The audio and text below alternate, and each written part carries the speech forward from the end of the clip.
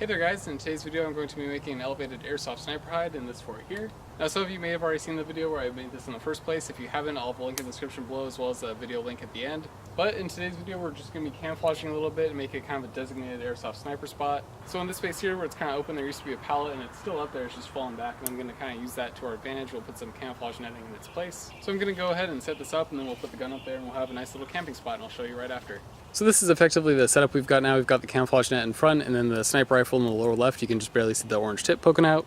So from this angle you can see that a lot of light is coming through, and that's because we're looking straight up at it, so it's mostly coming in from the top. But my idea is to put a wood wall in the back so that if someone's looking straight onto you from way further back in our woods, they're not going to see the light coming through.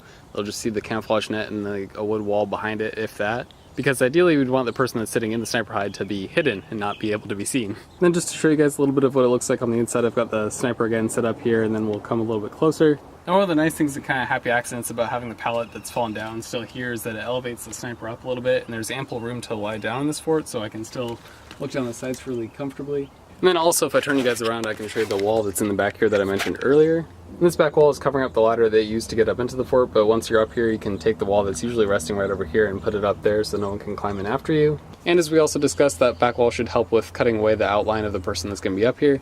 One thing of note as well in the camo net, I've put the bottom right corner around a stick so I can move this. That way you can open up the camo netting more if you need a wider field of view.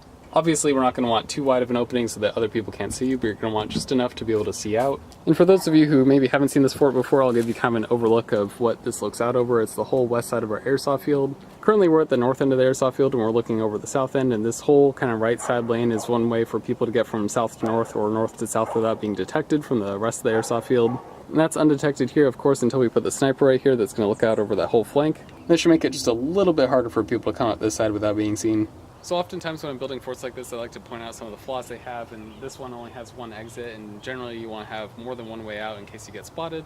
So in this situation, it's kind of a risk versus reward. If you think you can kill more people before they spot you, then by all means take up this position. Potentially you could also leave this back hatch open without the wall folded up like I showed you. That way you can just jump out if you need to bolt to another position.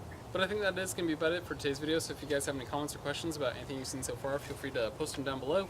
And as always, I'd just like to thank you guys for watching, and as always, I'll see you in the next video.